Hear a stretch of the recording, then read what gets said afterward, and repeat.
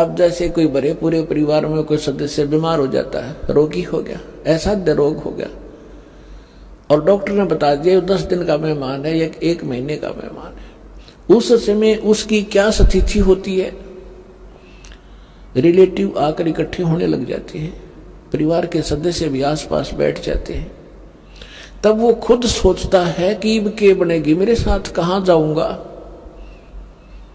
तो यहां उदाहरण दे रहे परमात्मा के पात जड़नता यूं कहे सुन भई तरवर राय। हे वृक्ष, यानी वृक्ष समझो एक परिवार, एक पत्ता टूट कर जा रहा है वो सदस्य परिवार का, और वो खुद कह रहा है कि ना जाने कहां गिरेंगे जाए, अब के बिछड़े फिर नहीं मिलेंगे, ना जाने कहां गिरेंगे जाए।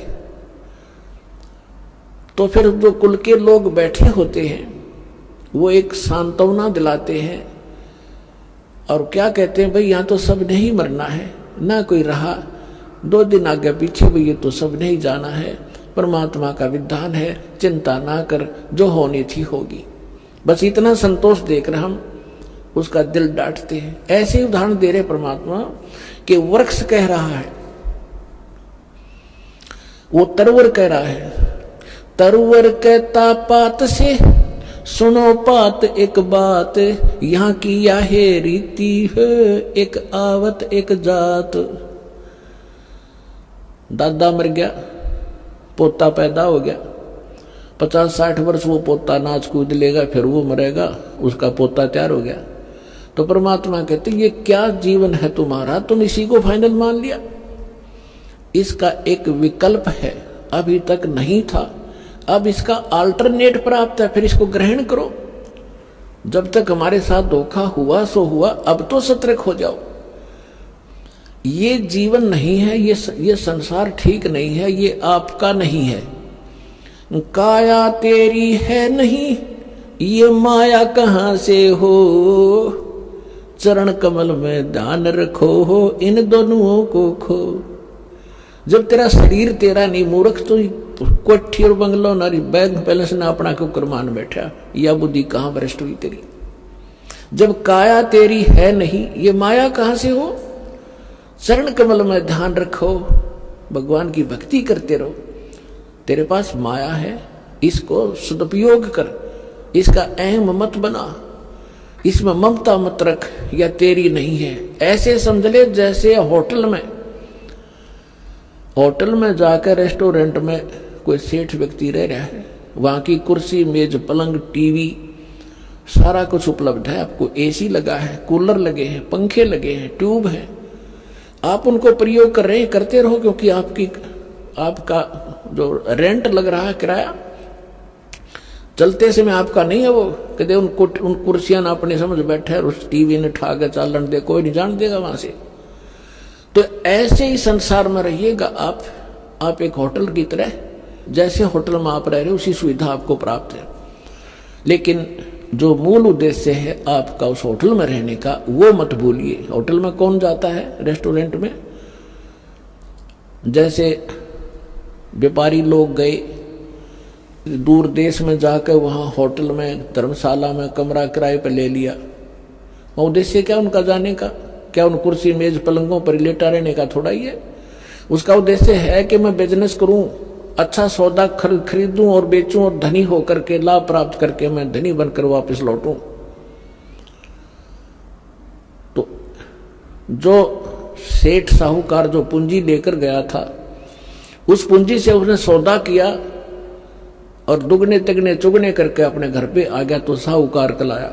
और उसका दूसरा साथी उतने पैसे पूंजी लेकर गया था, वो सारा दिन मस्ती मारता रहा, घुटी छुटी लावर सो जावे,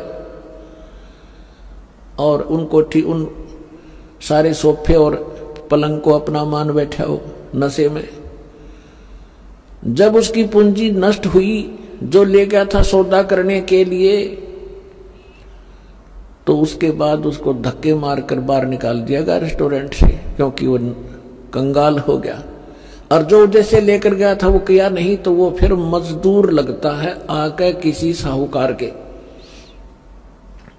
इसके विषय में परमात्मा हमें याद दिलाते हैं ये सौदा फिर नाही संतो यूं सौदा फिर नाही, ये सौदा फिर नाही रे संतो यूं सौदा फिर नाही। लोहे जैसा ताव जात है, लोहे जैसा ताव जात है, काया दे सराही रे संतो यूं सौदा फिर नाही। तीन लोक और भवन चतुर्दश, तीन लोक और भवन चतुर्दश, सब जग सौदे आही रे संतो यूं सौदा फिर नाही। ये सौदा फिर नाही रे संतो यूं सौदा फिर नाही। दुगने तिगने किए चौगने, दुगने तिगने किए चौगने, और किन्हू मूल गवाई रे संतो यूं सौदा फिर नाही। यो सौदा फिर नाही रे संतो यो सौदा फिर नाही। यो दम टूटे पिंडा फूटे, ये दम टूटे पिंडा फूटे, हो लेखा दरगाह माही रे संतो यो सौदा फिर नाही। ये सौदा फिर नाही रे संतो यो सौदा फिर नाही। जा दिन की मोए डरनी लागे, जा दिन की मोए डरनी लागे, लज्जा रे अकनाही रे संतो यो सौदा फिर नाही। यो सौदा फिर नाही रे संतो यो सौदा फिर नाही।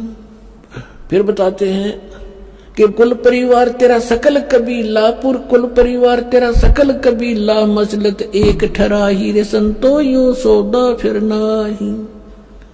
बांध पिंजड़ी आगे धर लिया, बांध पिंजड़ी आगे धर लिया, फिर मरहट में ले जाई रे संतो यो सौदा फिर नाही। यो सौदा फिर नाही रे संतो यो सौदा फिर नाही। अग्नि लगा दिया जद लंबा, अग्नि लगा दिया जद लंबा, फूक दिया उस ठाई रे संतो यो सौदा फिर नाही। यो सौदा फिर नाही रे संतो यो सौदा फिर नाही। प्राण बांध फिर पंडित आए, पीछे गरुड़ पढ़ाई रे संतो यो सौदा फिर नाही। यो सौदा फिर नाही रे संतो ये सौदा फिर नाही। प्रेत शिला पे जा बिराजे, प्रेत शिला पे जा बिराजे, पितरों पिंड भराई रे संतो यो सौदा फिर नाही। यो सौदा फिर नाही रे संतो यो सौदा फिर नाही। बहुर श्राद्ध खान को आए, बहुर श्राद्ध खान को आए, काग भयो कुलमाई रे संतो यो सौदा फिर नाही। यो सौदा फिर नाही रे संतो यो सौदा फिर नाही। नरसेती तू पशुआ की जय, नरसेती तू पशुआ की जय, गद्दा बैल बनाई रे संतो यो सौदा फिर नाही। यो सौदा फिर नाही रे संतो यो सौदा फिर नाही। ये 56 भोग कहाँ मन बोरे, 56 भोग कहाँ मन बोरे, कित कुरडी चरने जाई रे संतो यो सौदा फिर नाही। यो सौदा फिर नाही रे संतो यो सौदा फिर नाही। जय सतगुरु की संगत करते, जय सतगुरु की संगत करते, यो सकल कर्म कट जाई रे संतो यो सौदा फिर नाही। यो सौदा फिर नाही रे संतो यो सौदा फिर नाही। अमरपुरी पर आसन होते, अमरपुरी पर आसन होते, जहां धूप न छाई रे संतो यो सौदा फिर नाही। यो सौदा फिर नाही रे संतो यो सौदा फिर नाही। अपनात्माओं, इस वचन में अमृतवाणी के अंदर आदरणीय गरीबदास साहिब जी ने परमात्मा की महिमा और इस जीव की दशा बताई है। जैसा भी आपको एग्जाम्पल दिया था कि दो साहूकार पैसे लेकर गए थे उद्देश्य बिजनेस बढ़ाने के लिए, एक ने उद्देश्य पूरा किया, एक ने गुटी लाई सो गया। जिसने दोगुने तिगने कर लिए वो तो सेठ बन गया, और जिसने गुटी लाई बकवाद करी घड़ी वो टोटे मार कर मजदूर लगा। तो यहां बताते हैं कि लोहे जैसा ताव जात है, ये काया देश राही। अब जैसे कारीगर होता है, लोहे को गर्म करता है ऐरण में, उसको खूब गर्म कर देता है, उस गर्म गर्म रहते ही उसके ऊपर वो चोट लगाता है या किसी मोल्ड में डाल देता है, तो जिस उद्देश्य के लिए वो गर्म किया था तो वो सफलता प्राप्त कर लेता। जब गर्मा गर्म पर कर गया था और जब वो जरा सा ठंडा हो गया, फिर चाहे सारे गन्ना झाड़ ले, वह चीज नहीं बनेगी, बांगा टेढ़ा हो जाएगा। तो यहां बताते हैं कि लोहे जैसा तावजात है ये मनुष्य जीवन आपका है। जब तक ये मनुष्य जीवन है आपका लोहा गर्म है, और इस गर्म लोहे पर ये चोट लागी राम नाम की सत्संग की, तो आपका उद्देश्य पूरा हो जाएगा जिसके लिए मनुष्य शरीर मिला था। और ये हो गया ठंडा, इसको देंगे फूक, फिर बनेगा गदा या सुंदर शरीर हानि, बांगा टेढ़ा मुंह हो गया, कोई गधे का, कोई बंदर का, कोई कुत्ते का, कोई डूम लगाए फिर रहे होंगे हम। तो इन कष्टों को याद दिलाया जाता है, इसके साथ साथ इसका एक समाधान भी इसमें बताया जाएगा। क्या बताते हैं? 3 लोक और भवन 14, ये 14 लोक और 3 लोक 14 भवन के सब अपना वर्क डन किया हुआ प्राप्त कर रहे हैं। सब सौदे के लिए ही ये आते हैं, यहां पर सौदा करके जाते हैं। जो जैसा कर्म करता है वैसा ही फल इनको ये मिल जाता है। 3 लोक और भवन 14 सब जग सौदे आही, और दोगुने तिगुने करे चौगुने किन्हू मूल गवाई। ये मनुष्य जीवन के श्वास आपकी मूल धन है, ये मूल पूंजी है। जो अच्छी आत्माएं हैं, जो सत्संग में आते हैं, उनको परम संत मिल जाते हैं, शास्त्रों को साधना प्राप्त हो जाती है, और मर्यादा में रहकर अपने उद्देश्य को ना भूलकर आजीवन भक्ति करते हैं, तो वो दुगने तिगुने चौगुने कर लेते इस मूल धन के।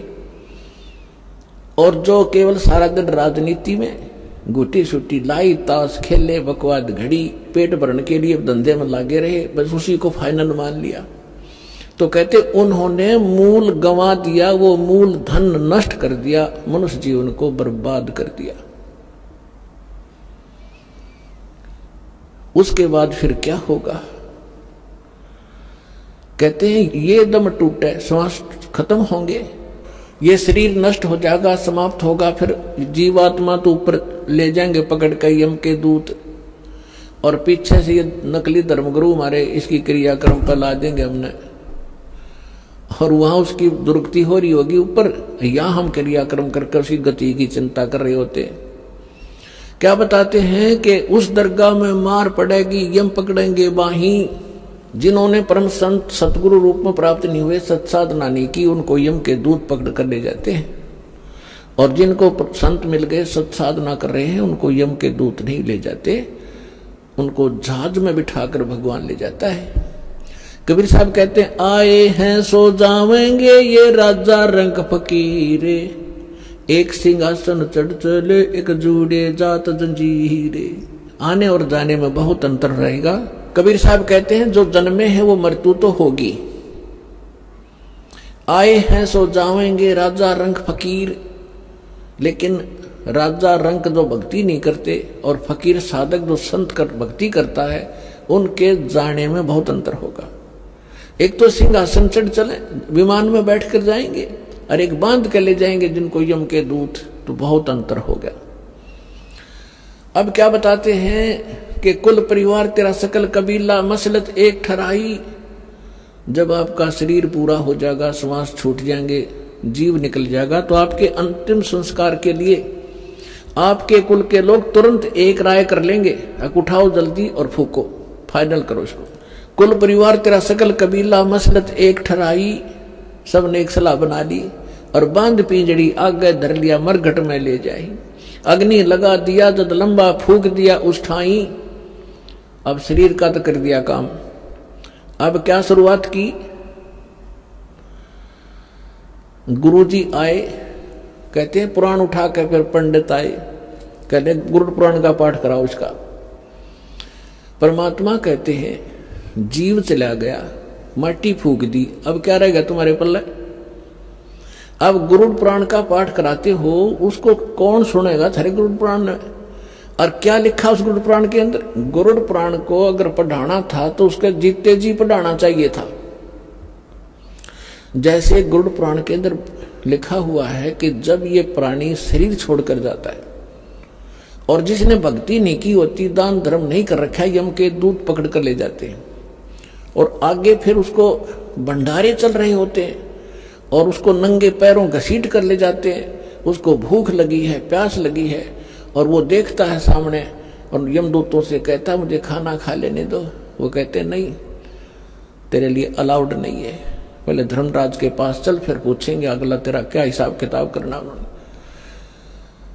तो ऐसी दुर्गति होती है। फिर गुरुड़ पुराण में बताया जाता है जिसने ऐसे कर्म किए उसका हाथ कटा, जो ऐसे कर्म करता वो अंधा होता है, जो ऐसे कर्म करता है उसको उसका बेटा मर जाता है। तो परमात्मा कबीर जी कहते हैं कि तुमने वो गुरुड़ पुराण उसको पहले पढ़ाना चाहिए था, ताकि वो बुराइयां बचता और पाप कम करता, भगवान भज लेता, डरता। अब वो गधा बनने की तैयारी करे, तुम गुरुड़ पुराण पढ़ाने लग रहे हो वहां पर, सारे उल्टी रीति। अब क्या बताते हैं परमात्मा कि प्रेत सला पे जाओ बिराजे पितरों पिंड भराई और बोर श्राद्ध खान को आई, फिर काग भय कलमाई। अपना आत्माओं, इन हमारे धर्म गुरुओं ने हमारे कुछ सारी उल्टी पढ़ाई पढ़ा रखी है, जो कति हमारे भट्ठा बठान की। इन्होंने सदग्रंथ भी ढंग से नहीं समझे। अब देखो हमारे सदग्रंथ क्या है, जैसे जंगल है वन, और वन के अंदर हर तरह के पौधे होते हैं, हर तरह की बूटियां होती हैं, जो उसमें सबका वर्णन है, सबकी। जैसे कोई औषधियों की बुक है, उसमें प्रत्येक बूटी का डिफाइन कर रखा है, ये इसका ऐसा रंग है, ऐसे पत्ते हैं, इतनी हाइट होती है उसको, वो और काम किस में आती है वो भी लिखा होता है। तो उसमें ऐसी जड़ी बूटियां भी होती हैं जो हानिकारक भी होती हैं। तो इन्होंने हानिकारक सिलेक्ट कर रखी है इन ग्रंथों से, और इनमें और भी वर्णन कर रखा है कि ऐसा करने से सारा काम निमट जाएगा। वो उन्होंने हमारे को नहीं दिया, और वो अब हम ये दास देने जा रहा है आपको, पूरे समाज को। ये ग्रहण करो, जो शास्त्र अनुकूल साधना है, तुम्हारा भविष्य ठीक होगा। और यहां से जब जाओगे परमात्मा के विमान में बैठकर जाओगे, ऐसी साधना दास आपको बता रहा है। आप ये वीडियो YouTube पर देख रहे हैं तो हमारे चैनल को सब्सक्राइब करें और बेल आइकन को दबाना ना भूलें।